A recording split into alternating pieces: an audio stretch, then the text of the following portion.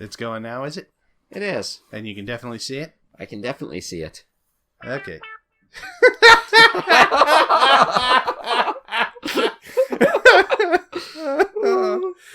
Turn that off.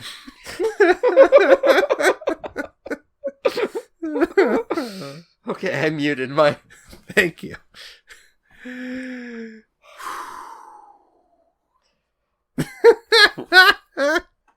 I wasn't ready for it. That wasn't supposed to happen. Oh. Okay. Hey! Paisanos, it's the... Excuse me, princess. Super Show! Hello and welcome back to the Excuse Me Princess Super Show, where we watch the Super Mario Super Show.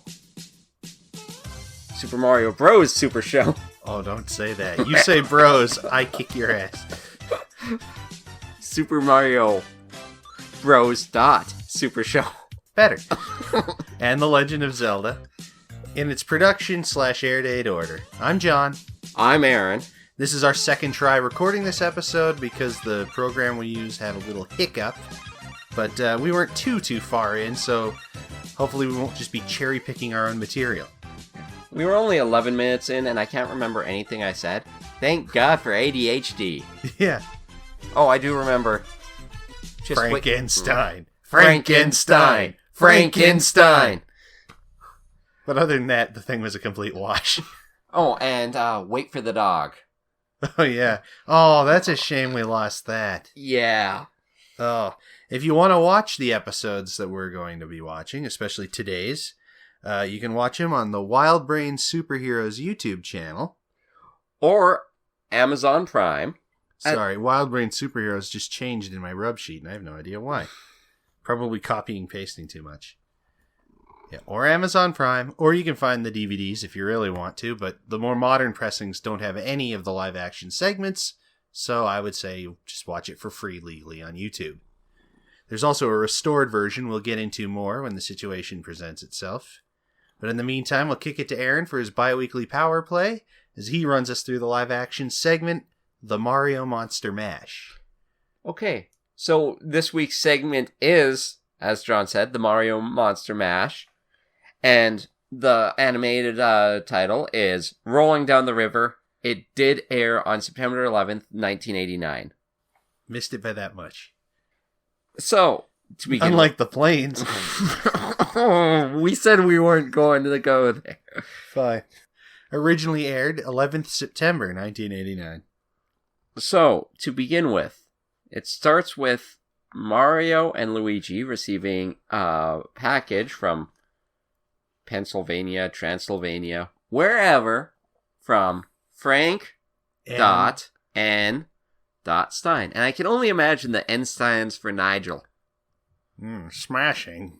So, Luigi starts trying to get Mario to figure out that it is Dr. Frankenstein by telling him to say it fast, where Mario originally goes, Frankenstein! Well, not that fast, Mario. Say it with me. Frankenstein. Frankenstein. Frankenstein. Frankenstein. Oh my God, it's Dr. Frankenstein from Transylvania. I thought it was Dr. Frankenstein from Pennsylvania. So, this is when... Thunderclap and Dr. Frankenstein just appears. Are you Dr. Frankenstein? The same one that created that horribly ugly monster? Yes, but I don't suggest you call him that. Why not? And this is when the wooden crate has construction paper on the top. All of a sudden. And the Frankenstein's monster bursts through. He's very sensitive. And this is where we cut to the cartoon. We cut back to Dr. Frankenstein measuring the monster's brain, who is referred to as Frank, I believe. Yeah, but I don't think till at the end, but we'll just call him Frank. Yes. But also, it's obvious he's set up a bunch of lab equipment in the plumber's shop. He's got beakers and smokers and stretchers and the whole schmear. And using external calipers to measure the outside diameter of Frankenstein's brain by measuring his head. Your forehand. Is that the back of your hand or the front of the back of your hand? It's the forehand. It's the hand of the forefathers. Oh, sign of four. Anyway, he's on the hunt for a new normal brain to give Frank. Originally saying that Mario's will do. Before realizing that it won't. Mario saying something along the lines of, I might need it one day. Luigi going off on, oh no, there's no normal brains in Brooklyn. Yeah. But they decide to go out and try and find one. Plus it's time to go and buy some pasta and beans, according to Mario. Who is going to take a nap on the other stretcher. Yeah. Nothing wrong could happen as a lightning storm happens. Yeah. God, we need that. Yeah.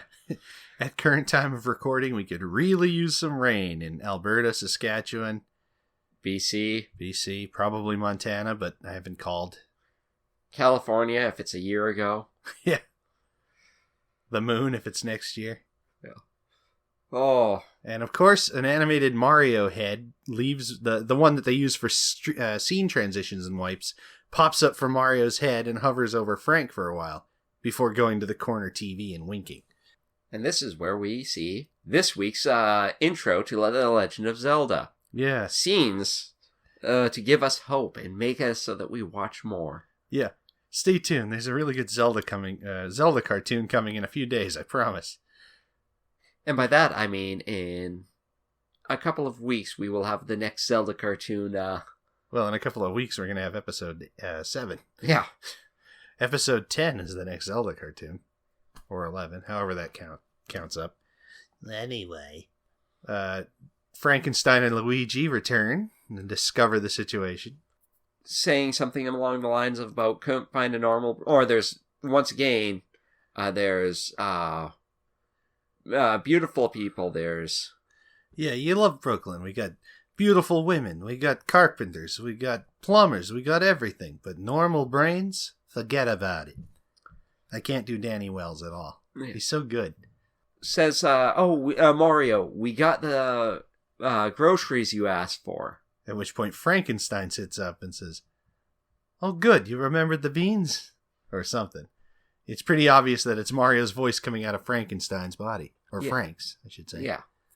Once again, the doctor starts trying to get their brain switched back. However, the machine is out of juice. So, good old medical malpractice. Hit them in the head with a hammer. That's how you switch the brains back. And it works, because there's only 35 seconds left in the episode. Frankenstein consoles Frank, helping him realize that Mario's getting the worst deal out of this. Because he has to live with that brain forever. And Luigi's just happy to have Mario's brain back in Luigi's brother's body. I think that's better than what we had. Well, last time it wasn't on purpose. Yeah. Oh, how'd you like the Mario Monster Mash, Aaron? You know what? It was charming. It was fun. It wasn't scary, but it's a kid's cartoon. You can't have it too scary. Exactly.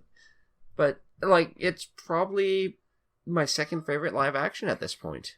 Right after Slime Busters. Yeah, that's a high benchmark, Slime Busters. And for people who aren't regular actors or well-known characters, like Lyle.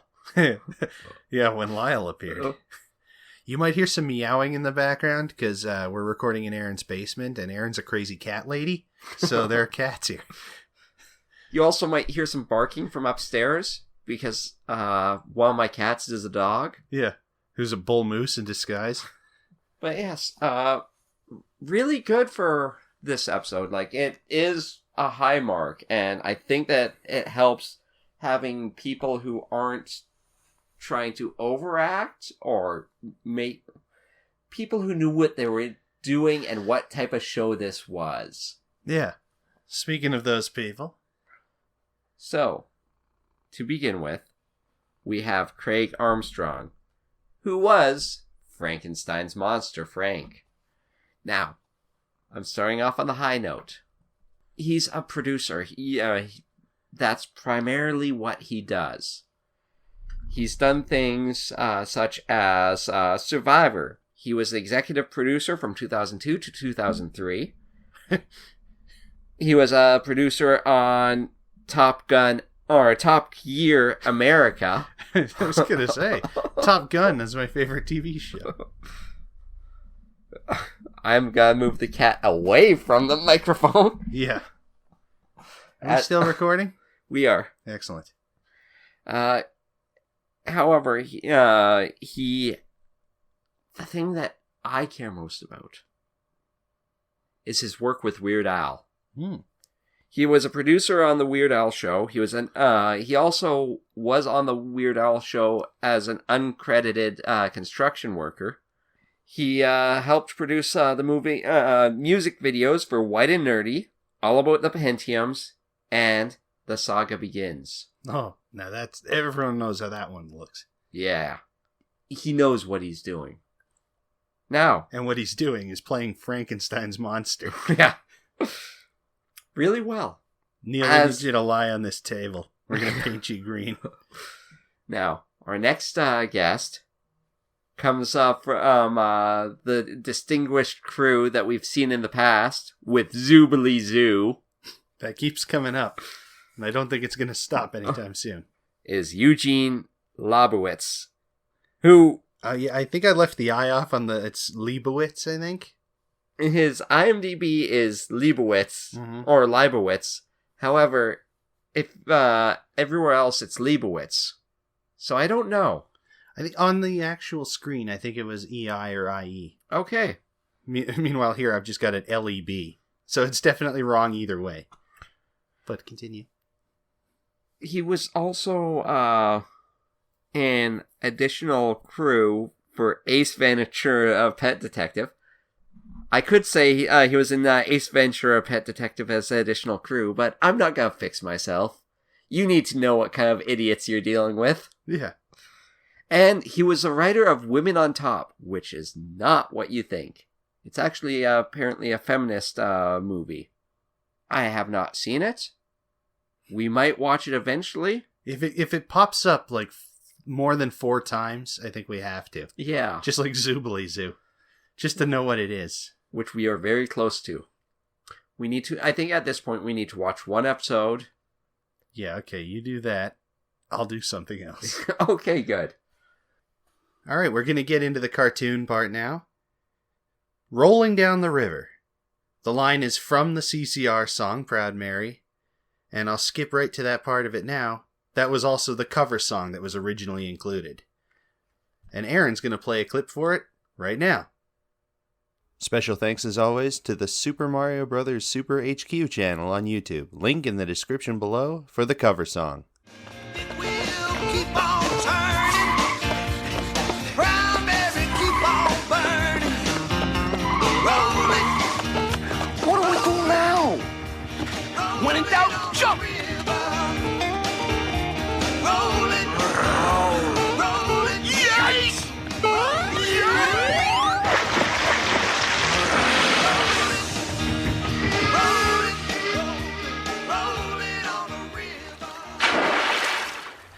You win some, you lose some.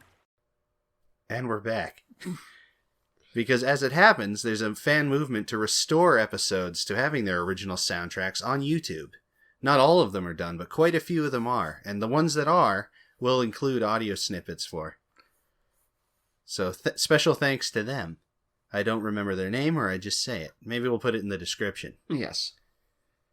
Oh, now that we've had to tread over the live action part twice, see if we can actually remember the cartoon. All right. To begin with, King Koopa, not Bowser. Captain Koopa. Captain Cooper. Oh, this is good. Yeah, they're Plumber's Log. They're traveling through the river zone. King Koopa has already kidnapped Peach and is keeping her prisoner on his evil steamboat.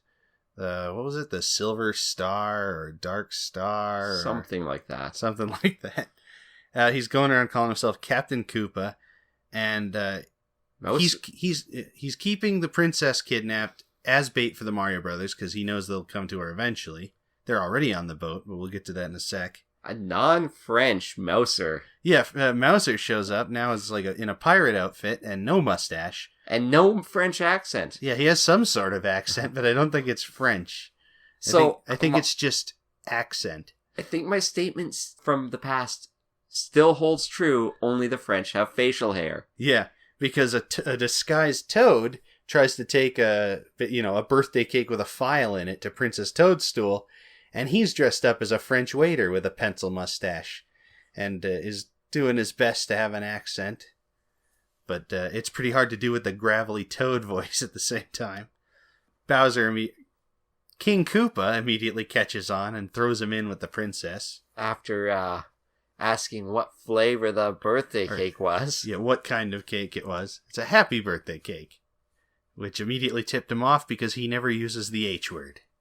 Meanwhile, the Mario Brothers are already on board the steamship, card sharking some Koopa Troopas and Goombas to stall for time while Toad springs the princess. Playing Go Fish the wrong way. Yeah, but somehow making money at it. With aces up their sleeve. Yeah. And the Koopas end up catching them. Because Mario goes for food and drops the aces. Yeah, aces come out of his sleeves while he eats a comically cartoon-sized chicken leg. I'm pretty sure it was a turkey leg. Yeah. The type you get from Disneyland. And pretty soon, the jig is up, and the Koopa Troopa, in classic cartoon voice, says, "Hey, it's the Mario Brothers. Thought you could cheat us, huh? I'm looking for Froggy. Have you seen him?" Sorry, it's a bit of Sonic humor. So the Mario Brothers are chased around the deck by the troops, and that's where Proud Mary is played, the cover. It's actually a pretty decent cover. It is. However, I'm going to take a quick sidestep to talk about the Proud Mary cover and how it changes how good the animation is. Yeah, it turns out the animation syncs up to the cover songs in these scenes. And in where you watch it the standard way, there's weird pauses and holds on shots. That's actually usually where there's a musical embellishment. In this case, it's the little in Proud Mary plays while they hold on a shot of the boat itself. And you're thinking, what the hell are they just holding on this shot for? If you're not watching the version with the original music. Yes, hello, cat. But anyway, the Mario Brothers bail out of the boat because one Goomba and two Koopa Troopas is too much for them to handle in this cartoon. But they're picked up by the gentleman who's racing King Koopa, because you learn... Hang on, go ahead. The gentleman's name is Mark Twang. Yep. Twang. Precisely. And it turns out he and Koopa have been racing for the title of King of the River. He's in his own steamship, the Dingbell. And unfortunately, King Koopa has sabotaged his steam engine. But as Mario points out, what is a steam engine but a bunch of pipes carrying water? Which don't tell a steam fitter about. Yeah. Or a steampunker. Or a actual plumber. Yeah. Basically, let's just not tell anybody. Let's keep this between us. Yeah. Just you, me, and the listener. Hi, Cole. Yeah, hi, Cole. We're not in the tin can anymore. Anyway, the Mario Brothers fix up the engine, and Twang is catching up. So Koopa orders Bowser to bring out a chest full of Black Pit bombs. Black Pit bombs? Black Pit bombs. Black Pit bombs? I don't like the sound of that. To fill time for this episode, they just keep repeating it. Yeah. Every character gets to say it once, or at least every character on the boat with Bowser, King Koopa. But what the bomb actually does is fairly impressive. It blows a gigantic hole in the river that the water immediately starts funneling down into. And it's actually some fairly decent animation for the water stuff. Yeah. You know, this episode looked pretty good, not to skip to the end. But anyway, so the Mario Brothers and Mark Twang put on the brakes. They're not sure how they're going to get around this thing. So Twang says they need to ask the mouth of the river. They need to go to the mouth of the river. That's right. They need to go to the mouth of the river, who is a person, not a place. And it's a woman who looks like a troll doll with giant lips. But don't worry, she's... She is white, so... Yeah. I think we could probably explain that better. Yeah. It looks as if they did it in another color pigment to be extremely racist. Yeah. Like the 1950s cartoons racist. Yeah. Or it could be just a wacky cartoon design and we're missing the context for. Or it's just because of it being the mouth of the river, her mouth has to be giant. Mm-hmm. Either way, it is unsettling for the character design and kind of resembles old racist stereotypes. Yeah. But like the Sultan in Mario's Magic Carpet, which I keep trying to scrub from my memory, but I'm not allowed to, they make sure to tastefully color everybody the same shade of pink. Except for King Koopa. Yet. Anyway, she basically tells them... I'm trying to remember. But, to reroute the river. Yeah, which they do with their super plumbing powers again by running together a bunch of shower heads and diverting the river up through it. We missed one thing. What's that? As the boat was about to fall into the pit, they use a plunger cannon. Oh, yeah. To stop the boat from careening into the black pit caused by the black pit bombs, they use a cannon to shoot a giant plunger attached to a bundle of rope that's attached to nothing to stop the ship from being pulled down the hole. And when we say nothing, we mean nothing. Yeah, they drew a pile of rope, but they didn't draw the pile of rope hooked up to anything. It's that kind of show. Yeah. But anyway, then they go see the mouth of the river. They divert the water with a series of shower heads facing away from the river, but into a conveniently built sort of runoff ditch. Yeah. And, a canal, if you will. Yeah. They make their own canal and they go around the hole. The problem is they'll still never catch up to King Koopa. He's got too much of a head start. Fortunately, the mouth of the river gives the Mario Brothers some magic amulets. I think she calls them magic doodads. Because it's that kind of cartoon. It's like, okay, literally, here's the plot device, guys. Which is, unfortunately for us, it isn't pasta power, but is apparently more powerful than pasta. If what she says is to be believed. And it seems to work because it turns them into the Super Mario Brothers with their fire flower colors. And they start literally jumping on the levers that are attached to the water wheel of the steamship. And apparently that makes it go faster.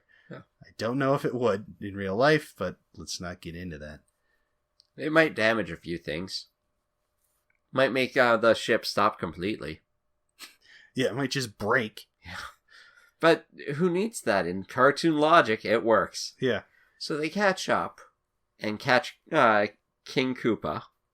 Yeah. And holding him above their heads. Yeah, they're hoisting him up, ready to just chuck his ass. But he reaches down and snags the necklaces off them, which immediately turn them back into the not Super Mario Brothers. The regular, everyday, ordinary guy brothers. Yeah, the Mario Bros. Dot. Fortunately, Mark Twang and the mouth of the river show up and start shooting turnips out of that same cannon. So that was actually a nice bit of setup. Yes. And we're using some more Mario 2 sound effects as turnips start flying.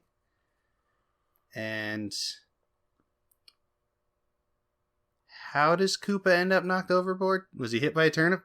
I can't remember if it was hit by the turnip or the momentum of the ship crash. Or they ran the ship ashore.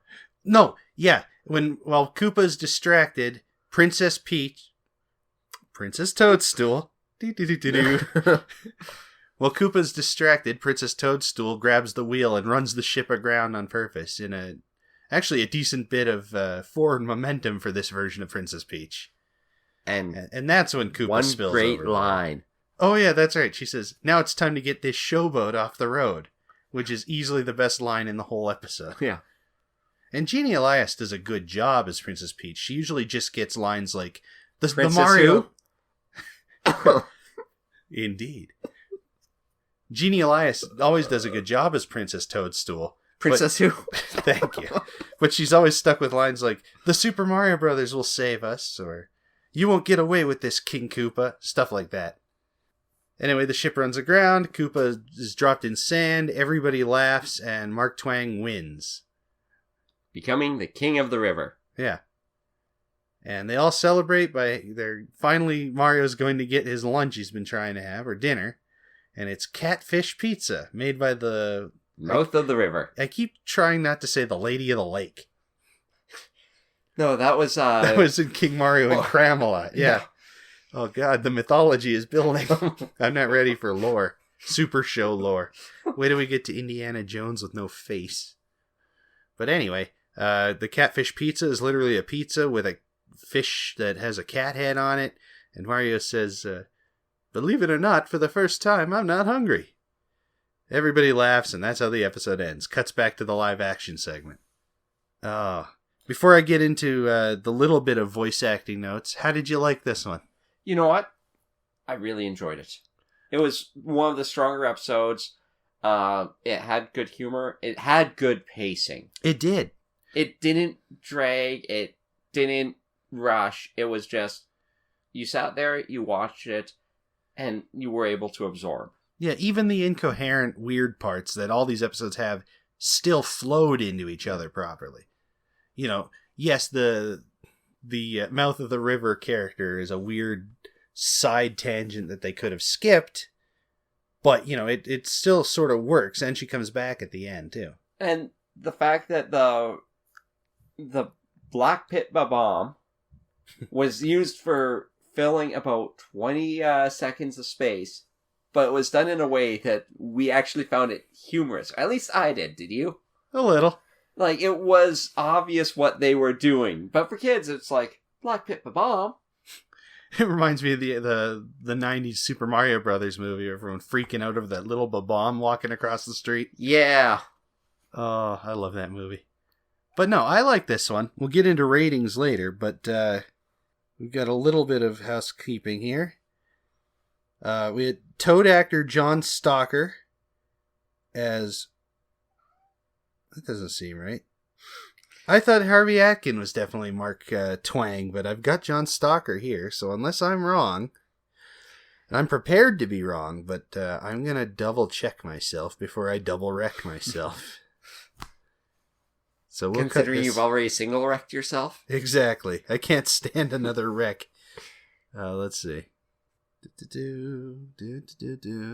IMDb loads really slow. No, I don't want to rate this.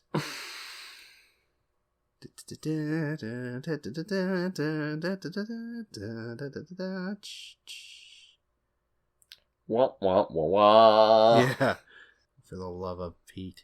So at the time of recording, we are currently, The Legend of Zelda, Tears of the Kingdom, has just released about a week ago.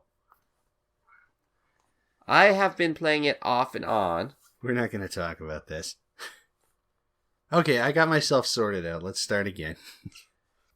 Yeah, I really liked the cartoon as well. I thought the humor did play pretty well, all things considered. And in terms of extra voice acting credits outside the regulars, John Stalker, the actor who plays Toad, was also Mark Twang. And additional voice mainstay Joyce Gordon plays the Mouth of the River. Again, she's in a lot of these shows as, quote, additional voices, but this is the one time she's elevated above that. She was born in Montreal, died in 2008, and is most well known for being in the first Police Academy movie and in Billy Madison, the Adam Sandler movie. Oh, what did she do in that? She was in it. That's basically it. I just made the note that she was in it. Fair.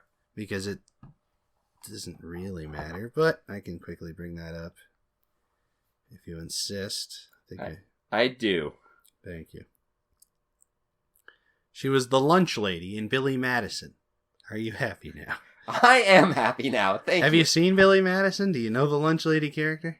I've seen Billy Madison, not for a long time. So I remember most of what it was about. Uh-huh. I think I remember the lunch lady, but I could just be thinking of another one, like how I thought We're Back and The Last Unicorn were the same movie. Now that's a crossover. Well, we'll see how we can cobble this together, but I didn't think Lunch Lady was important enough to note. But that's basically it. She does a lot of one-shot cartoon additional voices. And that's about it. She does all right. It's just kind of a wacky voice. She did all right. Yeah. Pasta power count is not updated. No change since the last time. If we don't have a change, we will, by the end of next episode, we will remind you what it is at. Yeah. Next episode. We can remind ourselves now if we want. I've got it right here. Maybe we had it in our last run sheet, and that's why we didn't... Pasta power count at 6. I thought it was, but... Do you just have that in the previous run sheet? One of them, yeah. Okay. Well, I'll make a note of that, too. It's just Oh, in Untitled run sheet. Okay. Which run sheet was that? Untitled. No, but I mean, what was it for? Untitled. What else is in it? Nothing. Okay. So maybe change the title to Pasta Power Count. And the writer for Rolling Down the River, another new writer, J. Larry Carroll. Among his resume is the single episode pilot of Stone Protectors, which is, if you've never seen it, that's like it was sort of a troll doll movie, but they were protectors of the earth kind of things, but they also played in a band. Oh, like Trolls. Yeah. Yeah, trolls always end up playing in a band. But they had like glowing belly jewel things, not like that. And I've only seen other YouTubers talk about it, other YouTubers as if I'm one. But more importantly, he wrote 19 episodes of Star Trek The Next Generation. He was the story editor for the old Fox cartoon Peter Pan and the Pirates. And actually, I need to start this all over again because of the way I worded this. Okay. So I'm going to do that. The writers for the episode are J. Larry Carroll and David Karen. And they work exclusively together as a writing team. And together, they were the lead writer on the Stone Protectors Trolls movie pilot that never went anywhere. The one where a bunch of troll dolls have magic powers but are also a band. They wrote 19 episodes of Star Trek The Next Generation. And were the story editors on Peter Pan and the Pirates, that early days Fox Kids cartoon from very early on. Which I think had Tim Curry as Captain Hook. I think that was one of the first times they did that. I feel like that happened more than once, though. And that's basically it. There's a lot of single episodes of He-Man, single episodes of She-Ra, that kind of thing. But for the most part, that would be their biggest pull, would be being in charge of Peter Pan and the Pirates. So our pasta power count hasn't changed. It's still at 6. Yes. We'll be keeping an eye on it. This one had an almost pasta power. Yeah. I'm not counting it. No. But it's the closest we've had in a while. I was expecting the next pasta power to show up in the Zelda episode. And I guess we'll get to the ratings. Have you been thinking about what you're going to rate the episode? The cartoon specifically? Do we rate out of 5 or 10? I can't remember. 10. But it's on a 0.5 scale. Yes. Oh, you know what? Solid 7.5. Twangs out of 10. Twangs? Just twangs? Just twangs. Just twangs, okay. 7.5 twangs out of 10. And I'm going to be a little less generous. I'm giving it a 7 even. 7 Black Pit bombs out of 10. Still pretty good. I think that's sort of on par for the show. Yeah. We've only had one that really elevated past that. I don't have the current list up right now. I'm going to update the Google Docs so that that's in there instead of in a separately stored thing on my phone. I'm more just saying that out loud so I remember to do it between episodes. Yeah. Because I do have it, I just don't have it. I suppose I could stall. We don't have to go through our previous ratings anyway. Yeah, fair.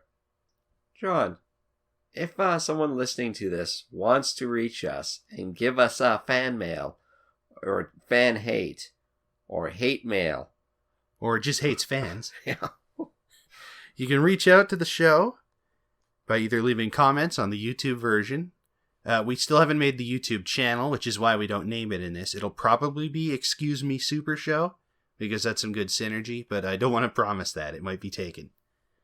You can reach us on Twitter at Excuse Me Sup Show, because Super Show is 2 characters too long, and we're the 2 characters. And you can email us at excusemesupershow@gmail.com. That's gmail.com. Maybe you've heard of it. All right, Aaron. I'm gonna have you give me your predictions for the next episode set. The live action segment is called Bonkers from Yonkers. What do you think of that? Keep in mind, Yonkers is a city in New York in Westchester County. I wanted to put that out now, just so that you would know what Yonkers is. Insane Asylum escapees end up raiding Mario and Luigi's little basement suite. Straightforward, I like it. What about you? What do you think? You want me to also predict? Yeah. I thought this was your gimmick. I don't know. Bonkers from Yonkers, it might be... Anytime I do know, I'll abdicate, but this I don't remember. I'm going to say relatives of the Mario brothers from Yonkers show up and take over the place somehow. Like in that not using coasters and putting their feet on the table kind of way. Because neatness counts. Yeah, what happened to that? Yeah, that was a 1-episode foible. And then the cartoon is the Great Gladiator Gig. Well, obviously. Yeah, the question is whether or not you'll be entertained. Yeah. You will be, because you're listening to us afterwards. And our suffering is your entertainment. Oh, man. But we'll get to the suffering next time. I'm Aaron. I'm John. And until next time, everybody... Do the Mario!